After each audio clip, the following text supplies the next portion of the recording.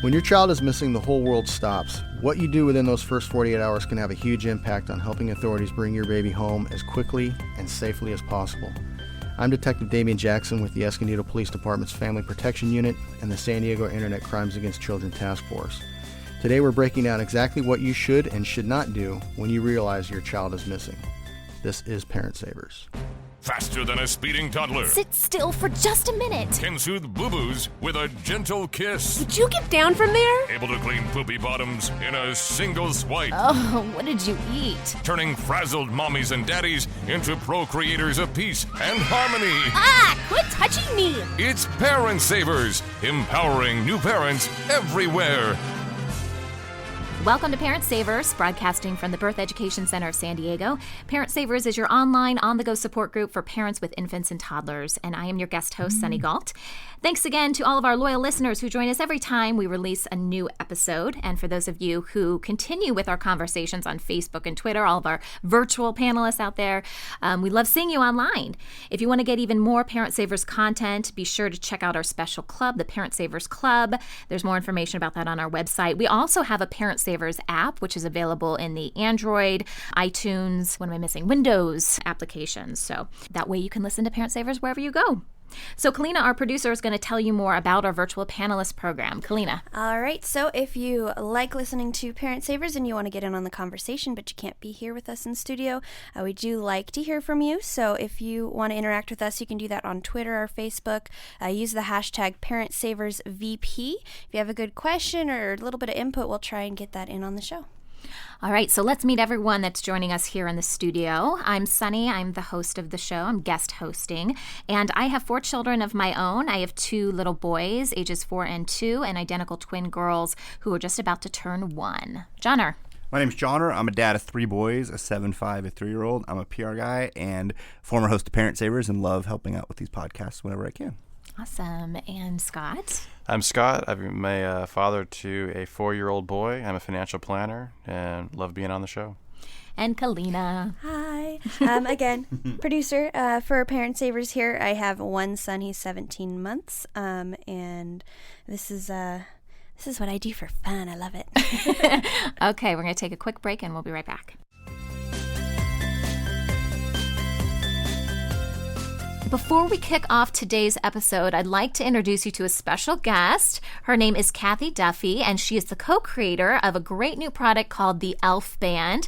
I actually met Kathy at the ABC Kids Expo this last year, and she told me about this product, and when she did, I knew all of our moms and dads who listen to the shows would really appreciate knowing more about it. So Kathy, welcome to Parent Savers.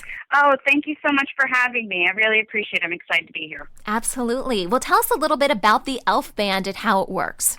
Sure. The Elf Band is actually a safety identification wristband that reconnects you and your child a little bit faster. ELF actually stands for Easy Lookup to Phone Home. It's a non-toxic, durable wristband that provides an easy way for young children, people with disabilities, to be able to have a voice. So in the event they were lost or temporarily separated from you, they'd be able to get back in touch with you with the help of a Good Samaritan, store employee, or a police officer. Our band, like I said, is a silicone wristband.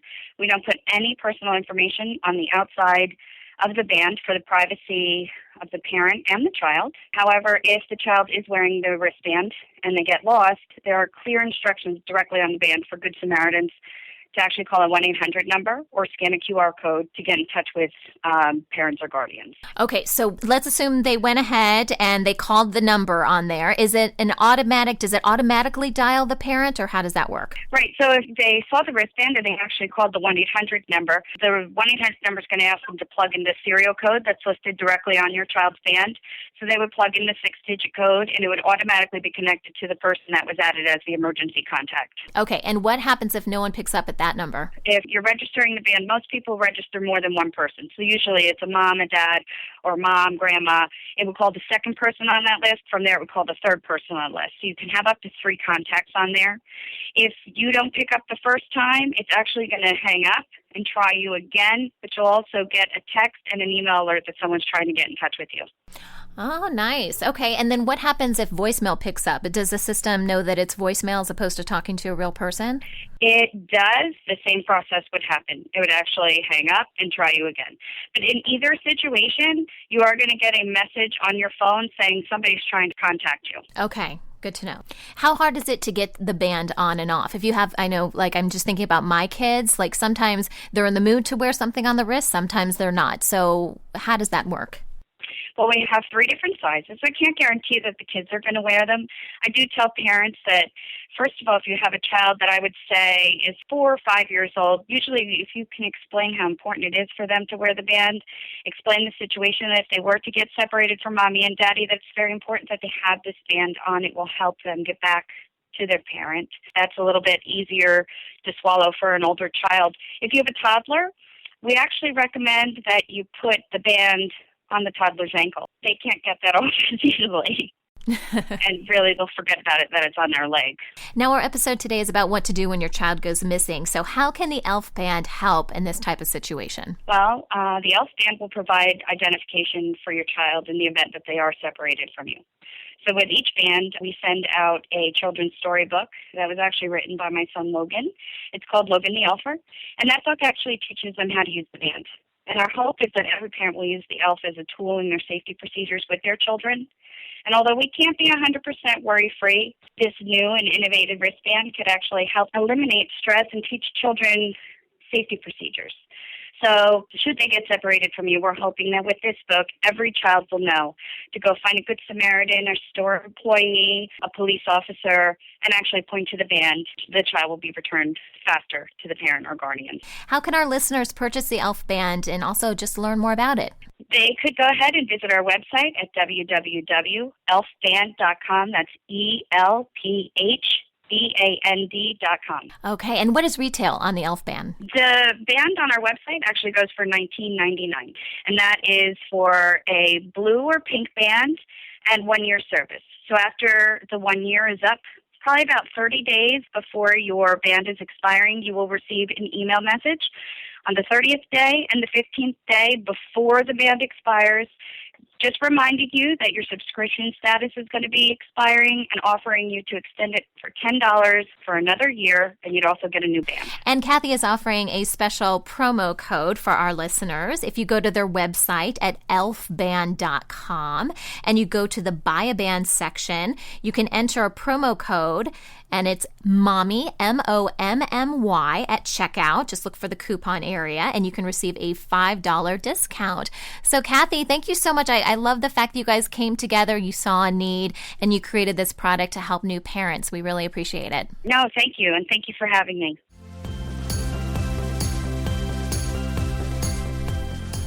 All right. Today we're talking about what to do when your child is missing. And I want to say kind of a disclaimer off the top of the show. We're not trying to scare anybody, but this is information that you'll probably want to know in case something like this happens in your family or just to someone you really care about. Our expert is Detective Damian Jackson with the Escondido Police Department's Family Protection Unit, also San Diego Internet Crimes Against Children Task Force. So, Detective Jackson, thanks for joining us today. Thank you for having me.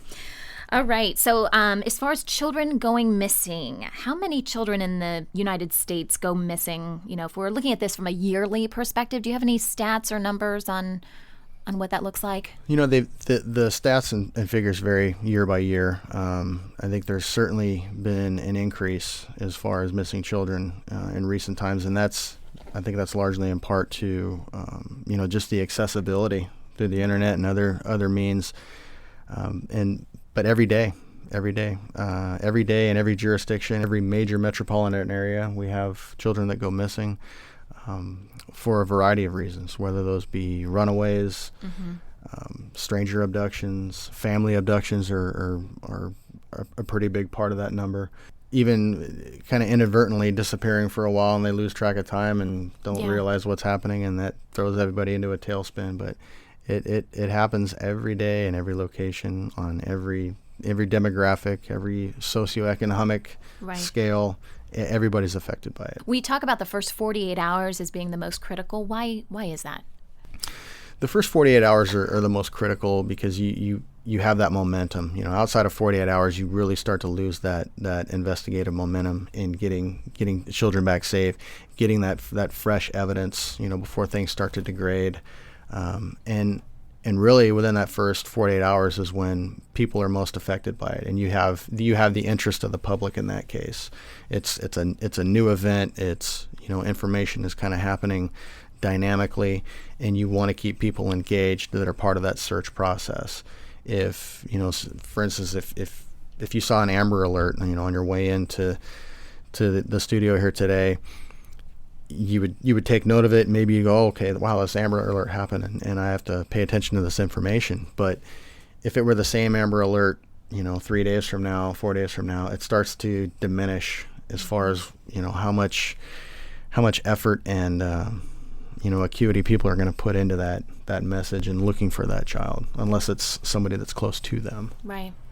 We hear a lot, and I don't know if this is the shows that we watch or whatever, that if there's a missing person, you wait 24 hours. But that is not the case for children, correct? No, definitely. And I wouldn't say that's the case for anybody. You know, when missing adults are an entirely different entity, because, you know, once you're an adult, if you decide you just want to fall off the grid and go away, you're perfectly well within your right to do that. Obviously, as a kid, not so much. Right. So if a child goes missing for any reason whatsoever, you need to act on it immediately. And I can't stress that enough. And to me, it doesn't matter if it's been 5 minutes and I can't find my child. Call the police. I mean, why not call them? And, you know, I'm a police officer, and I'm telling you flat out, call the police in the immediate event that your child is missing and you can't locate them. Because at the very minimum, you're going to have 2-3 officers that are going to show up within a matter of a minute that are going to assist you in looking for that child, or starting up a plan, or just getting the ball rolling and getting that momentum that's so critical going forward to find that child. I think that's really interesting, because we found ourselves in situations, either us or other parents. You're at a crowded park at a birthday party, maybe it's unfamiliar, or a theme park, and all of a sudden you're like, I don't know where the 4-year-old is right now. And you're sort of looking around, and you kind of have a little panic. I don't know if you've gone through that, or if you have, Scott. And you're sort of panicked, but then it's weird, and I've even found myself, when it's happened to us or see others, that, oh no, it's fine. They don't want to ask other people for help. They don't want to tell people, because they want to be in control and don't want people to think that they can't take care of their kids. Yeah. But, you know, what you're saying is call the police. But also, I mean, I think tell people around you, my 4-year-old, I can't find him. He's wearing a red shirt or something like that. Right. Yeah. Tell other people, right? It's a great point. Absolutely. Absolutely. I know that the first 6 hours are really the most important when you first find that your child is missing. So what would you recommend parents do? Let's just focus on the first 6 hours. Obviously, you know, let's just say we just noticed that our child is missing. We decide to call police. What happens from that point? We're calling our local police department, I'm assuming, right? Yes. And then from the police perspective, what happens internally? What I think parents often make the mistake of thinking, even thinking about this topic, is that everything is going to be heaped on their shoulders. You know, that when your child goes missing, that I have to do everything. I have to run this entire thing. I have to think of all these checklists. I have to do this and that. And the reality is, if your child goes missing, you are going to get flooded with resources immediately that are going to assume that search and that follow-up and that investigation at every level possible. And by that, and I've worked quite a bit with those teams and trained with them, that, you know, the FBI has probably the best team in the world specifically for their CART team, the Child Abduction Response Team. And in that case, in any jurisdiction, you'll have a child that goes missing. Once you make that call and you pull that red handle and you initiate those resources, within a matter of a couple hours, you're going to have 100 other law enforcement officers right there at that location that are going to be farmed out, and they're going to start working that active investigation to recover that child. Physically there? Physically there, yes. That is amazing to me. I had no idea. Yeah, well, it just goes to show you how critical of an issue it is, and how important it is to get that momentum rolling immediately. You know, time is not on your side in that type of case when a child is missing, because they can, again, it goes back to, they can't think and process things. So they're automatically at a disadvantage and at danger when they're away from their normal environment. So in that case, you're going to have, the moon and the stars show up at your disposal to help get that child back. One thing that I read online, for parents that are looking for something to do or, things not to do is, if you're at your house, don't, all that's kind of considered a potential crime scene. Like, don't move stuff. What is your advice for parents that are like literally waiting for the police to arrive? No, that's a great point. In that case, I would always urge people to try to shut down the area as much as possible, because you don't know that it could be a crime scene. There could potentially be evidence collected and recovered from your child's bedroom or the area that we're playing in. Treat it like a crime scene, because the reality is that could become critical at some point down the road to be able to preserve that area as best as possible as it was when the child was last there. I know you guys are going to handle everything, but for us, I can only imagine what our minds are doing at that time, and we're frantic. But, as far as recalling, like making a list of people, like are there some things like that, some guidance that we can give parents as far as what would be helpful for you guys once you arrive? Yeah, obviously the more information, the better. The more you know about your child, the more you know about their friends, the locations that they go to, kind of their state of being. What are they into? What are they not into? Their likes and dislikes.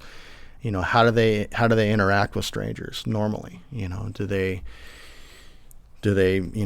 flee from people? Are they very skittish when you talk about other people, or are they engaging? And during the break, Scott brought up a good point about parents that are just so, go give this stranger a hug, or you've met this person for the first time and you've known them for 10 seconds, and now go up and give them a big hug. And I'm against that personally, because I think that just trains that child to think that any stranger I can go up and immediately make that level of physical contact with, and my personal preference is no. And it's even being a police officer, people will that we work with, it's like, oh, it's a police officer, you go give him a big hug, and even then I'm kind of standoffish still, and I'll kind of put out the hand like, oh, high five, buddy, and that's just me. So I taking those things into account, but knowing your friends, knowing your child's friends that's such a huge thing, and it's so frustrating for us when we respond to the cases of a missing child or a runaway child where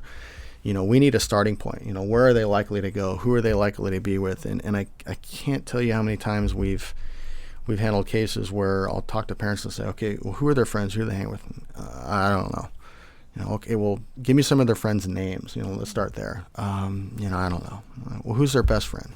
I don't know. Oh my goodness! And it's really? like, you got to help me here. You got to, you have got to know your child. You have got to know your child's friends. You have to be involved in their life at that level, because you have to help them make those decisions. And, so knowing that information, knowing, what they're in, what kind of sports do they play, what, any special needs, medications, that type of thing, that helps us with a timeline on any kind of medical needs that we have to be aware of. There's just so many things that you have to take into account to follow up and investigate and bring that child back, and having the clearest head possible in those early hours is very key, very critical. We had this case in our area recently. It reminded me of that, where it was a high school kid, and it got to the point where like the local search parties were being organized, and like a call went out on Twitter, hey, this kid's missing. I think they sent it out to the Little League, and then kids started responding, oh no, he's at the movies, we just saw him at this movie theater. Yeah. And the parents just didn't know, or he had kind of like tried to get away, but the other kids were like, oh yeah, I just saw that kid like 15 minutes ago. Yeah, and then that shows you the power of social media in that case too. Yeah. Although, to play devil's advocate, couldn't it be kind of a bad thing if you're putting too much information out there? Aren't you? Again, maybe I watch too many crime shows, but sometimes, if that's one of the reasons, they don't necessarily put everything out on the media, because you're trying, if this really is a crime, you're trying to find information, about what happened, and information only someone that did it would know. And if you're putting everything out there, again, just to play devil's advocate, sure. Is there a line, again, sharing too much online? Well, there certainly is. In any investigation, you don't want to give up too much. You have to maintain some level of, advantage over the person that you're investigating. And so in that case, you would limit the information that you would put out. But one thing I would stress too is that in a case like that where you have a child that goes missing and you've activated those resources to come out and help, is you're going to have a law enforcement officer assigned to you personally that's going to help manage you and manage the process with you at that time, and they'll walk you through those things. They're not going to say, here's the phone, make a statement, to the press about what's going on. They're going to drive that part of it, and they should. And as a parent thrust into that situation where your child is missing, as difficult as it is, and I've seen it, and it's excruciating for people that go through that. As hard as it is, you really do have to have faith in that system and those people that are working for you to get that child back, and kind of take a step back and really rely on them and their resources and their expertise in dealing with that. Keep in mind that of all those people that show up to help you get your child back, 95% of them are parents themselves. Mm-hmm. So they're operating from that same mindset that if my child was missing, what would I put into it? How far am I willing to go to get that child back? And it shouldn't be surprising to anybody that they will go to the ends of the earth to get it done. And, I tell people in those cases that I cannot guarantee the outcome. I simply cannot guarantee the outcome, but I can guarantee the work that's going to go into getting your child back safely. Good point.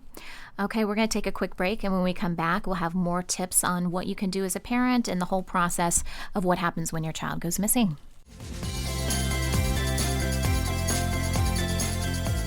Welcome back. Today we're talking about what to do when your child is missing, and we're talking with Detective Damian Jackson. So we talked about the first 6 hours being extremely important, as well as the first 48 hours being important. So let's assume we're past the 6-hour mark now. What happens at that point? How do things shift? If a child's been missing for 24 hours, that elevates things significantly, obviously. And, a number of things are going to go into play. The best thing that you as a parent can do, and anybody involved with that child that had any interaction with them in the preceding 24-hour time period, is to establish as detailed a timeline as possible. Mm-hmm. And that is really critical, because even the smallest detail that you might not think is that's pretty inconsequential, that could be huge. That could be the lead that breaks the case altogether and enables us to get that child back. So sitting down and constructing that timeline as detailed as possible is really, really important. And as well as getting the input from other people that had interaction with that child, because they might, obviously they're going to see things that are a little bit different. And that could be the child's teacher. Mm-hmm. How were they yesterday when they were in class? Did they seem normal? Did they act a little bit differently? Did they say anything? Have you heard anything, different? Talking to their friends from school, mm-hmm. as John brought up before about, the friends knowing where they are and what they're up to. We had a case in particular recently where a child was communicating with an adult online, and this adult came from an entirely different state, abducted this child from a school, and took off with the child.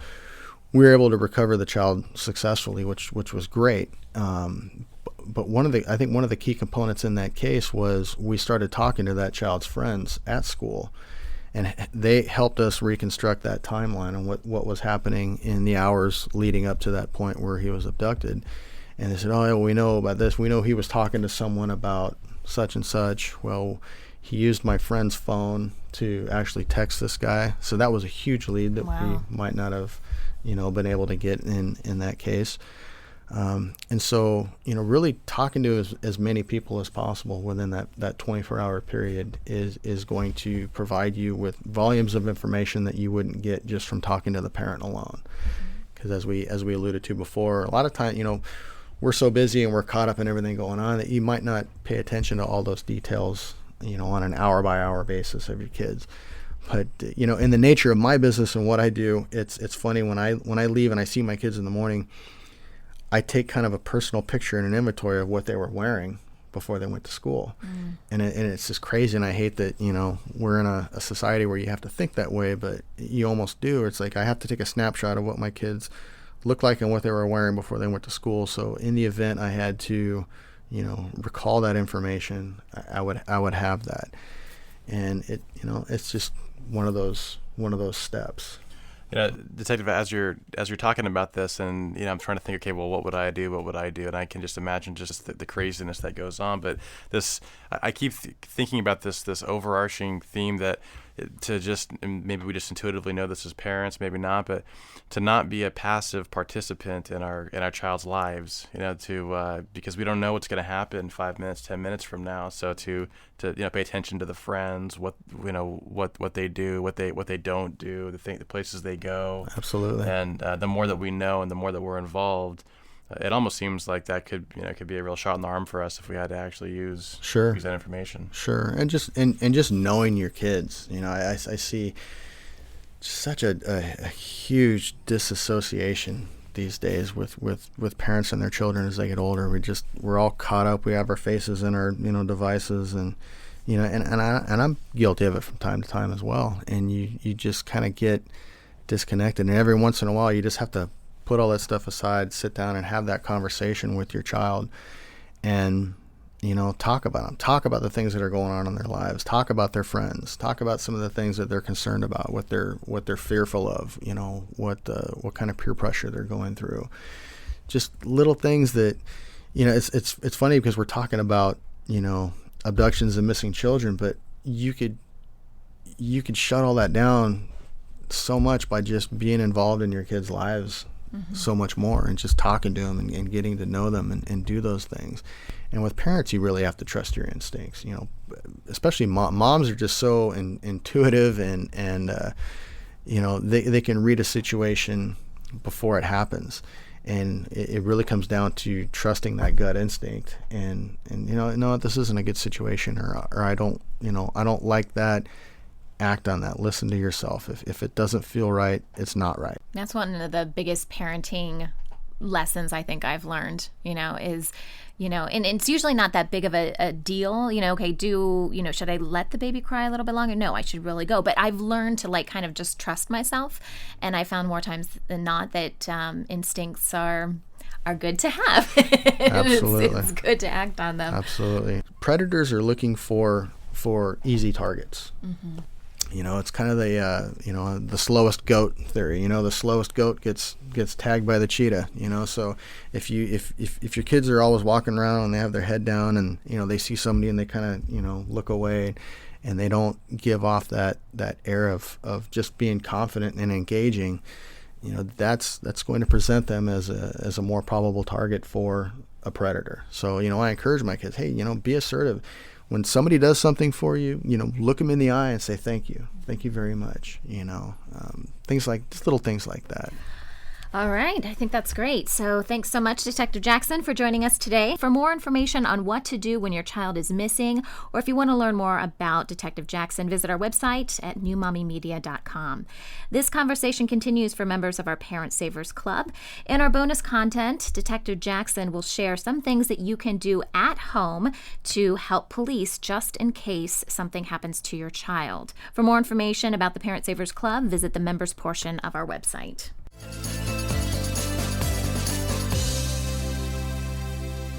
So we have a question from one of our listeners. This comes from Leslie of Massachusetts, and I thought it was appropriate, since Detective Jackson is in the studio today, to have him answer it. So Leslie says, one of our neighbors recently gave us a flyer telling us about a sex offender who moved into a house a couple streets away. I have a 3-year-old son and a newborn little girl, and I'm completely uncomfortable with this situation. Is there anything that can be done peacefully to keep him away from our kids? So Detective Jackson, what do you say to that? Well, it's a good question, and we get that quite a bit. Every jurisdiction has sex offenders, registered sex offenders that are living among them, and I would assume in this case with the mention of the flyer that there was probably a photo of this person as well. There are different types of sex registrants. some they're called post and no post. Some of the, if you're a post, and then that means that your information, including your photo, is posted and accessible publicly. And in the case if you're a non-post, then that wouldn't be the case. I would assume it's a post in this case where the flyer has the person's photo, and in that case it's knowledge is power, and you have that person's photograph, so you automatically know who you don't want to be around. I'm pretty full disclosure as well with my kids on that. And if I knew that there's a specific sex offender that was living close enough to my home, I would flat out probably show my kids that photo and say, if you ever see this person, don't go near them. At the same time, you don't want to, go on a smear campaign of that person and do anything that's going to bring you in legal hot water, because it certainly can. That information exists to make people aware. And it's a great thing, but it also, there have been cases in the past, and we deal with them from time to time, where, these registered sex offenders do get sought out and targeted and singled out by people because of their offender status. And in that case, you can run the risk of becoming culpable and being liable for that level of harassment and violating the law if you're specifically targeting that person and you're going outside, normal behavior to kind of make their life miserable. I would submit to any parent that, them being on that registry is a pretty miserable thing as it is. I'm not advocating, befriending anybody or, anything on that. It is what it is. But you just want to make sure, have that information, be smart about it, protect your family. Don't put yourself or your kids in any kind of risk where they're going to be in association with that person. And then just, go about your normal life. The mere fact that they are posted and they are a registrant, it really takes the wind out of their sails to a degree where they're going to try to stay out of the public eye. And I can say that with some assurance, because I deal with those people, from time to time in the course of my work, and they want to remain anonymous as best they can. So you don't have to worry about him lurking around your bushes, I don't think. And you wake up in the morning and this registered sex offender's in your backyard, that you have the flyer from a couple streets away. So be aware, be smart about it. And, I certainly would encourage Leslie not to alter her lifestyle or alter, the way she interacts with her children or other people around her. So that wraps up our show for today. We appreciate you listening to Parent Savers. Don't forget to check out our sister show, Preggy Pals, for expecting parents, the Boob Group for moms who breastfeed, and Twin Talks for parents of multiples. This is Parent Savers, empowering new parents. This has been a New Mommy Media production. The information and material contained in this episode are presented for educational purposes only. Statements and opinions expressed in this episode are not necessarily those of New Mommy Media and should not be considered facts. While such information and materials are believed to be accurate, it is not intended to replace or substitute for professional medical advice or care, and should not be used for diagnosing or treating healthcare problem or disease or prescribing any medication. If you have questions or concerns regarding your physical or mental health or the health of your baby, please seek assistance from a qualified healthcare provider. New Mommy Media is expanding our lineup of shows for new and expecting parents. If you have an idea for a new series, or if you're a business or organization interested in joining our network of shows through a co-branded podcast, visit newmommymedia.com. Hey mamas, don't forget to check out Mighty Moms. It's our online community built for new moms just like you. Not only can you connect with other moms, but you can also join us backstage for special mom-only online events. And you'll also be notified when we're recording, so you can join us as a special guest. Visit our website, newmommymedia.com, and click on the Mighty Moms banner. It's free. That's newmommymedia.com. See you there.